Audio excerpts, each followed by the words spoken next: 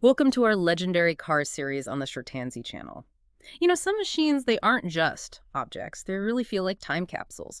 They start out as simple transport, sure, but then they kind of evolve, becoming so much more than just metal and rubber. They become a symbol, an icon, a real cultural touchstone. Hmm. They just weave themselves into the fabric of an era, don't they? Becoming instantly recognizable, deeply nostalgic. So, what is it that really lifts a car from, just getting from A to B to something truly legendary? Is it pure power? Or maybe the design. Yeah, or groundbreaking design that just screams its age. Or maybe it's just carving out that special place in our collective memory.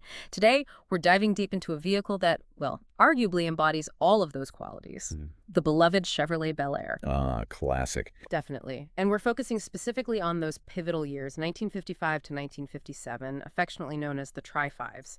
Our mission here is to really unpack the story of these cars from their innovative design and engineering right through to their lasting impact on American culture, and maybe most importantly, what it actually means to own one of these beauties today.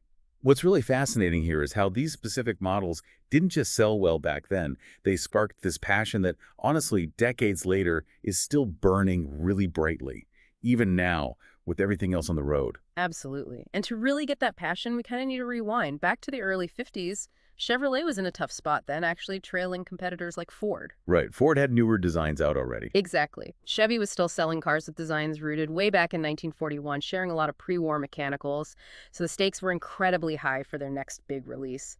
The boss, Harlow Red Curtis, knew they needed something huge, something that would, set the world afire for the 55 market. That kind of pressure, it really forces innovation, doesn't it? And it definitely led to some design genius. You know, while Harley Earl gets a lot of the overall credit for GM style back then, Yeah, he's a big name. he is, but it was actually Claire McKitchen who really led the charge on the 1955 Bel Air design, right for the Chevrolet styling studio. And then Carl Renner, he focused on those specific details we now see as iconic, like the Nomad wagon, that hoodbird emblem, the belt line, the space-age dashboard. That dashboard was something else. It really was. Yeah. And the secrecy around revealing the 55 clay model was intense. Apparently only a few people even knew where it was kept. Then came this absolutely insane marketing push, including that Time magazine cover you mentioned earlier. Can you even imagine that today? That level of secrecy and hype for a car launch? It's wild. But like you said, it wasn't just stunning looks. What were the real game changers under the skin in 55? What made it such a new direction for Chevy? Well, that's where the 265 cubic inch small block V8 comes in. Yeah. Now, Chevy technically had a V8 way, way back in 1917, but this 55 engine, this is the first one they made in serious numbers, and it was a modern design overhead valves, high compression for more power, short strokes so it could rev nicely. And you have choices too, right? Oh yeah, there was the base V8, then the 180 horsepower pack with a 4-barrel carb and dual exhaust. Yeah. And later in 55, they even added the super power pack. That pushed the compression higher, gave you another 15 horsepower. And transmissions, you could pick a 3-speed manual or the 2-speed Powerglide automatic. Gave buyers real options. And then things evolved pretty quickly over the next couple of years. The 56 model, it's often seen as this outlier, isn't it? Sitting between the clean 55 and the really chrome-heavy 57. What defined the 56? Yeah, 56 wasn't just a facelift. Underneath, Chevy was constantly refining things. Outside, you got a wider grille, the turn signals moved, fatter chrome spears down the side, those cool jet exhaust-style taillights. Even the fuel filler on the left side changed, dropped down instead of swinging out. Little details, but they add up. They do. And engine-wise, the turbofire V8 for 56 got better too. Big changes like hydraulic lifters made the engine quieter, smoother. And they offered a full-flow oil filter as a factory option, helped keep the oil cleaner. But the refinements went beyond just the engine. Okay, so what else did they tweak for 56? Chassis, handling. Yeah, they worked on ride comfort and stability quite a bit. The chassis saw reduced spring rates on most models, basically a softer ride. They increased the caster angle in the front suspension, which might sound technical, but it really helps steering stability, especially at speed. Made it feel more solid on the road. Exactly. And widened rear spring hangers with thicker rubber bushings helped the ride too. Even the electrical system got a big upgrade. The main wiring harness now ended at a plug in the firewall. Sounds minor, but huge for mechanics doing repairs. Oh, and self-canceling turn signals became standard, just pushing for more modern convenience, you know. That's a surprising amount of change for just 1 year. And then boom, 1957 arrives. The brochures were shouting about exciting new looks, zippy new power, luxurious new interiors. What jumps out at you immediately about the 57?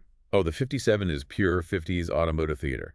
You see that gold anodized trim, the full disc wheel covers, that bold, rakish sweep of chrome down the side. The four-door sedan even got more glass area, making it feel really open inside. And the front end changed again. Third time's the charm, right? A massive grille and bumper combination, really bold. Headlamps pushed further out, giving it a wider look. The hood got twin wind splits instead of the old hood bird.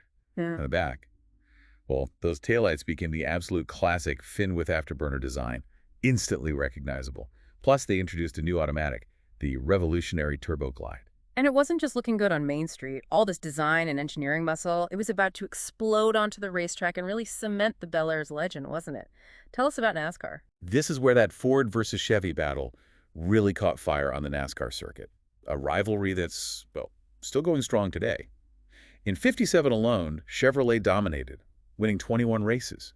Now, Ford actually won slightly more that year, 28, but the Chevys were undeniably fast. So they were proving their engineering might. Exactly.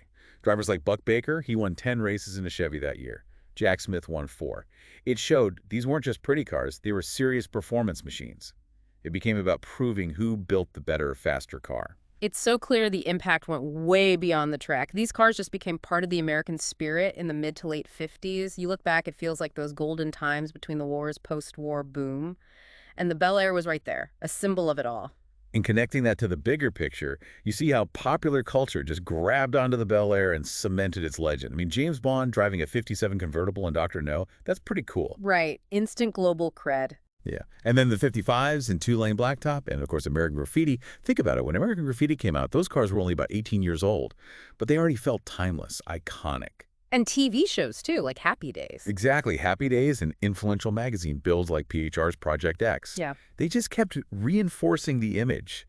The Bel Air became visual shorthand for that whole era. And it's deeper than just media, isn't it? There's this really personal connection people have. They weren't just cars. They were part of birthdays, dates, family trips. Oh, absolutely.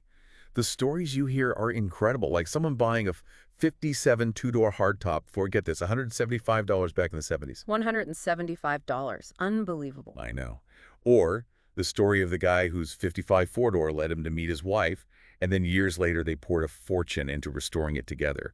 It's that blood, sweat, and tears of love that people invested, creating this incredible emotional bond.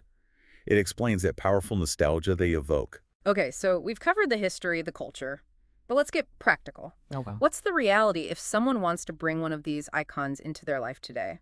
Owning and maintaining one now. These are 65-plus-year-old cars. They need work, right? Restoration is a big part of the picture. It really is.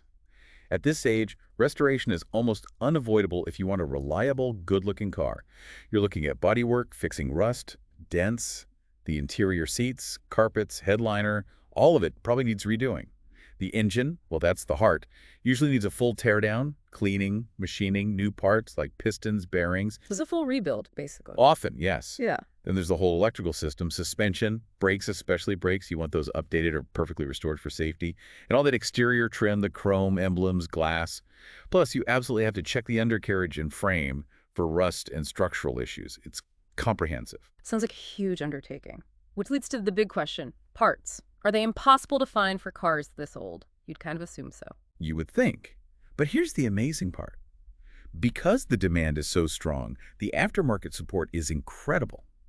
You can find almost everything, from tiny trim clips to brand new, complete body shells. Really? Entire bodies? Yep, you can build one practically from scratch with new parts if you wanted to. Huh? But, and this is important, there's a catch for certain models. Things like the Nomad wagons or the rare 9-passenger Beauville wagons. Parts for those are harder to find and way more expensive. Like a paint divider trim piece for a wagon might cost you $900 a pair. Wow, compared to what for a regular sedan or coupe? Maybe $50 to $80 for a similar type of trim piece. So that difference really matters depending on the specific car you're looking at. That's a massive difference, and it brings up that whole debate, investment versus enjoyment. Are classic cars a smart financial move? Some say, no way, compare them to the S&P 500, point to cost. Right, the maintenance, insurance, storage, it all adds up. But then others argue they're better than a savings account and give you this joy a stock portfolio can't touch. It seems like for most owners, the passion is the real driver, not profit potential. What's your read on that? Well, practically, trying to daily drive one, that Yeah. brings challenges. Getting good stated value insurance could be tricky. Old cars, let's be honest, could be temperamental. Cold starts, no modern AC. Safety's a big one, too. Huge. No airbags, basic brakes compared to today. And theft is a real concern. Sadly, some are worth more in pieces. They definitely require ongoing TLC. They will always need something. And yet, enthusiasts have counterpoints for all of that, don't they? They absolutely do. They'll say classic car insurance is cheap if you have a daily driver. They'll argue that seeing recent mileage is good means the car's been maintained and driven. And some figure long-term owning an older car might even be cheaper than dealing with new car depreciation and costs. So it depends on your priorities. Exactly. Owning a Tri-Fi today, it's not really about the ROI in dollars. It's more an investment in history, in emotion, in connecting with that golden era. The return is the joy, the community, the experience. You can't put that on a spreadsheet. So thinking about all that, what's the future look like for the market, for new generations getting involved? There is that generational shift. Younger folks might not have the same connection or the budget. Plus, they often want modern tech. AC, Bluetooth. Which classics definitely don't have, usually. Those are real factors. But countering that, there's still tons of young gearheads totally passionate about the hobby and the market. Well, some talk about a bubble, but iconic cars like the Tri-Fis, they've kind of broken through a ceiling. Their value might fluctuate, but they're unlikely to crash because they're so established. And maybe the simplicity is appealing too. I think so. Compared to modern cars packed with computers, these are relatively simple machines. You can actually work on them yourself, get your hands dirty. That's a big draw for many enthusiasts, young and old. Makes sense. Okay, so if someone listening is inspired, if they want their own piece of Tri-5 history, what should they look for? Any key advice for a potential buyer? Well, first, it depends on what you want to do with it. Restore it to factory perfect or modify it into a Restomod. Classic looks but modern engine, suspension, brakes. Right, best of both worlds for some. Exactly. If you're going the modification route, maybe find a car that looks good already. Because paint and bodywork, that can easily hit $60,000, $70,000 just on its own. So focusing on a solid body makes sense if you plan to swap the mechanicals anyway. And for the purist, the restorer. For them, try to find a car that's as original, as untouched as possible. You want to avoid inheriting someone else's bad repairs or hidden rust under layers of paint. Definitely check those common rust spots we mentioned. Frame, body mounts, bottom of doors and fenders, rocker panels, floors. Any specific models that are maybe a better starting point? Generally, the two-door sedan is often recommended over the two-door sport coupe, the hardtop. The hardtops can have issues with the window mechanisms, those flippers, and the bodies tend to sag a bit more over time without the center post. But really, any solid Tri-5 can be a great starting point. And despite everything, you mentioned their value has held up remarkably well, incredibly steady compared to the wider market sometimes. It really shows the Bel Air's legend isn't just nostalgia, it's rooted in something tangible. Absolutely. Perfect timing, bold marketing, and just nailing what the American public wanted back then. It turned a mass-produced car into something truly enduring. From that groundbreaking debut that really did set the world afire for Chevrolet to the rules on screen and all those personal family stories, the Chevrolet Bel Air, especially those Tri-5s, absolutely earned the title of timeless American icon. It's just a testament to great design, solid engineering, and that connection we make with machines. Maybe the real legacy isn't just the metal, but how they transport us, not just down the road, but back in time, emotionally. Yes, we have come to the end of our Short Tansy podcast today. Don't forget to subscribe to Short Tansy channel and like our video. See you in the next episode.